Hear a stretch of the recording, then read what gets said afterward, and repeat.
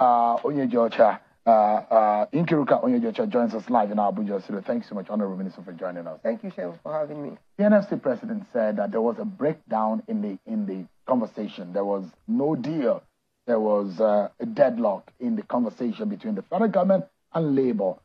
What happened? Why was the federal government not able to meet Labour such that this kind of protest and demonstration wasn't able to be stalled? Well, Shehu, I have to tell Nigerians that I do not want to join issues, and the federal government, we are not here on any platform to win an argument. What we have to present to Nigerians are facts. Remember that when our president was campaigning, he reeled out an 8-point agenda.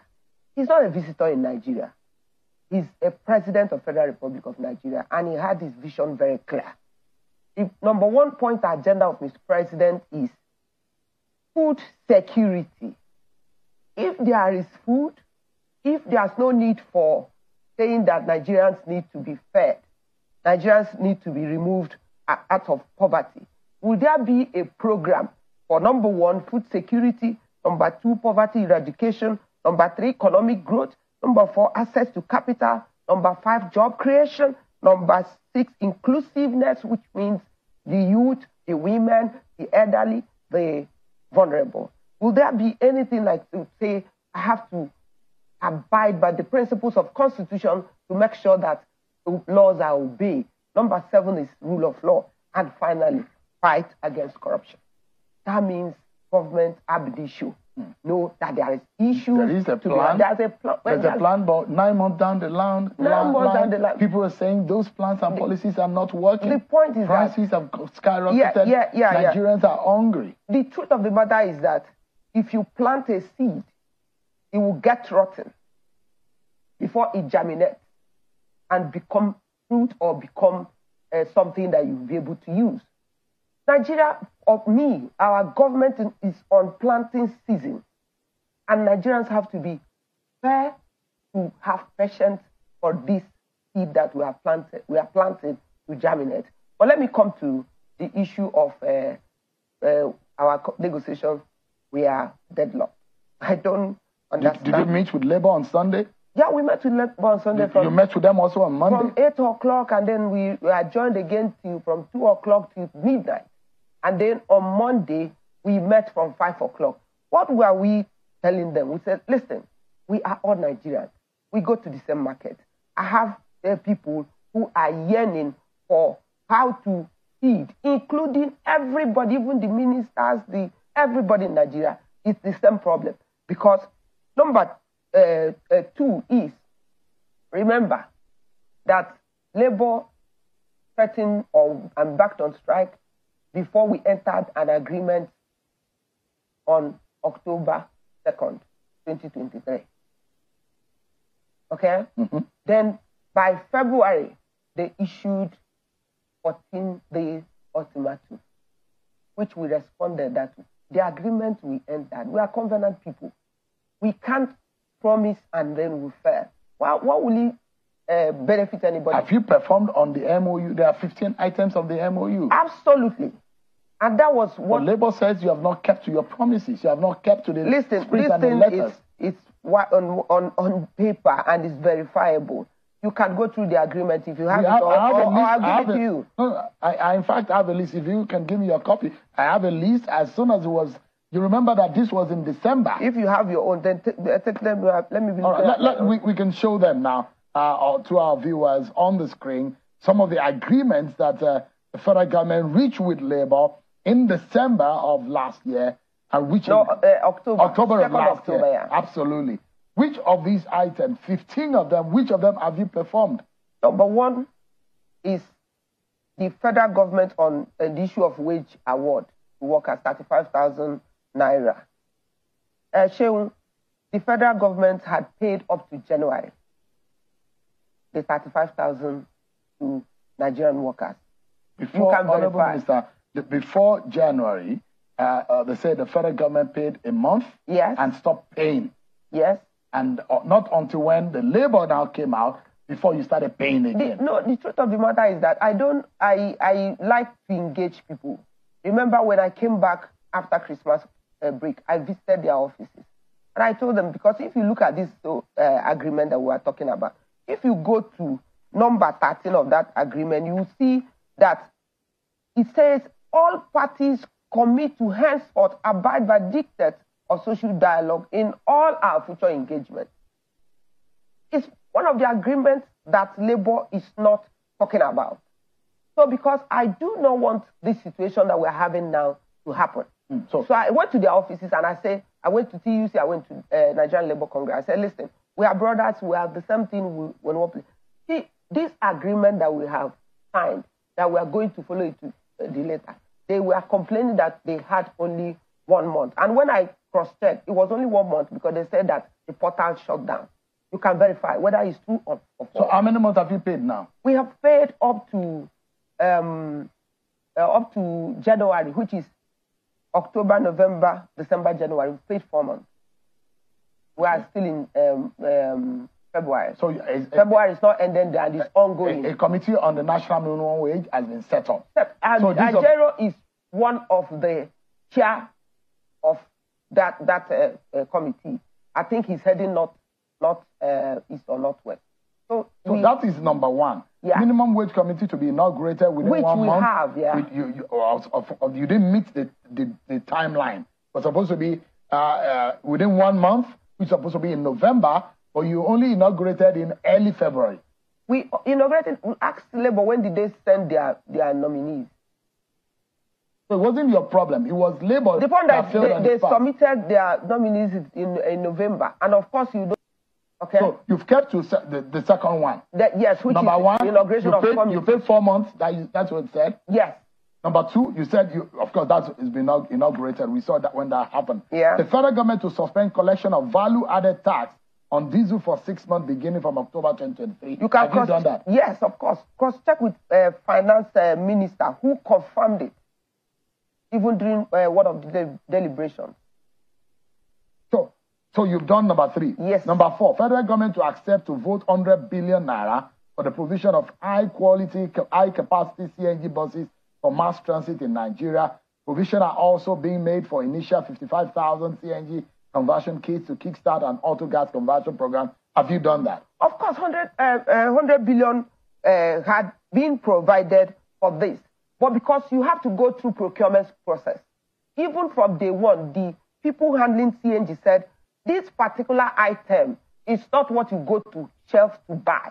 You have to open LC, you have to wait for shipment, you have to wait for clearing and all that. And they have shown good faith. We've invited them in a meeting where I invited labor, organized labor, where they didn't even want the people to explain.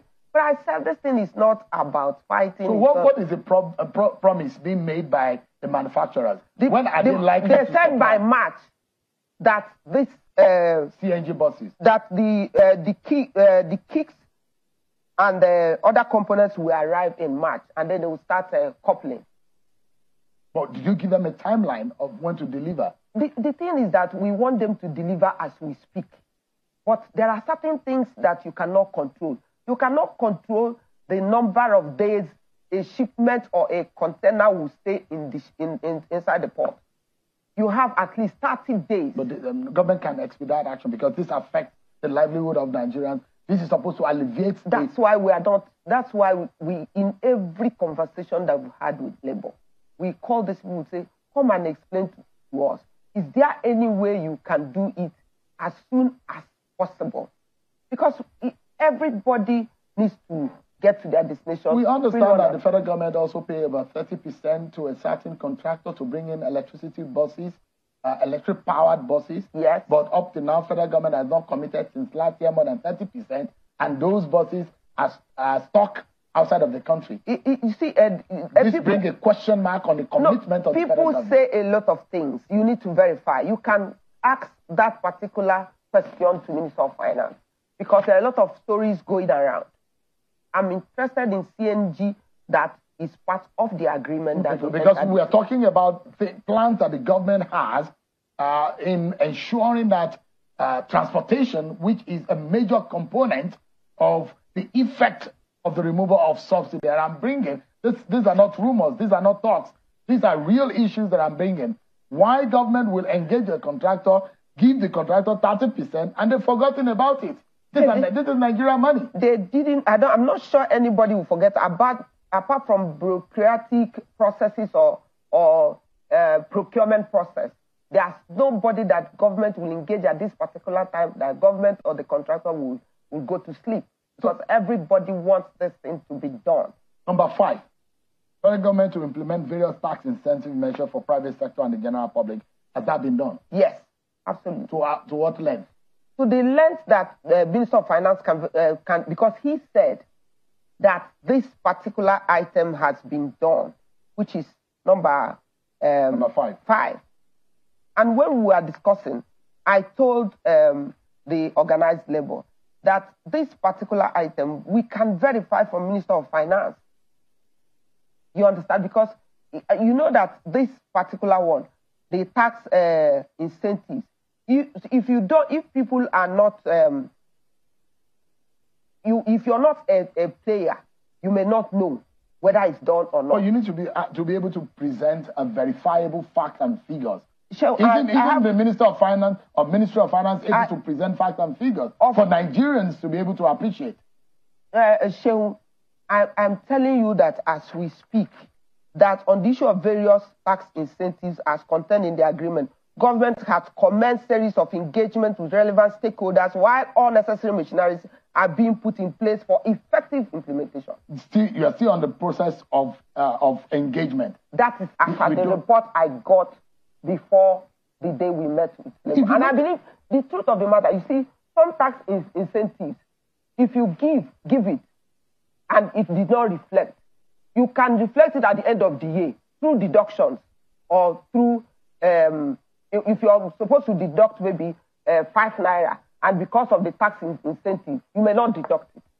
And that's why we are saying that stakeholders, while all necessary machineries are being put in place for effective implementation, so because this one is not... What was it on these 15 items that was too difficult to agree on in your meeting? Let me tell on you, Sunday and Monday? What was it that caused the disagreement? The point is that as we got into the negotiation on Sunday, Labour said we should, organized Labour said we should keep this agreement. That is no more about this agreement. That they had over the weekend have been reeling out what we've done and what we've not done, and we said we've done virtually all. And I believe that, as far as I'm concerned, we've done almost all the things in this agreement. How many percentage would you say you've done? I would say 90%. Of everything? Yes, because on the vulnerable household, 3,140,819 households have received 25,000 naira, which is Are you able to show Nigerians, the people who are receiving this money? You know, there's been question mark about these monies and the disbursement. This particular disbursement has been verified through NIN and then biometrics, because a committee was set, mind you. Minister of Digital Economy, Finance Minister, Permanent Secretary, and some other committees, even the Youth, Minister for Youth, they are involved in this committee that are doing. So what was it that caused the disagreement, really? And listen, by this week, they will continue the remaining one, because the Minister of Finance said yesterday that within this week, they will continue with the remaining household that had been captured, had been verified. It's not, and they use verifiable data this time around to make sure that the people who are receiving it are vulnerable people indeed. And so I believe that if we have not done substantially well, the organized labor wouldn't say that it's not the agreement, the issue of this agreement that is the problem. That the problem now is issue of hunger and prices of... So what would the government do about the issue of hunger? Because people are hungry, aren't they? People are hungry, but government has shown good faith that they are tackling it.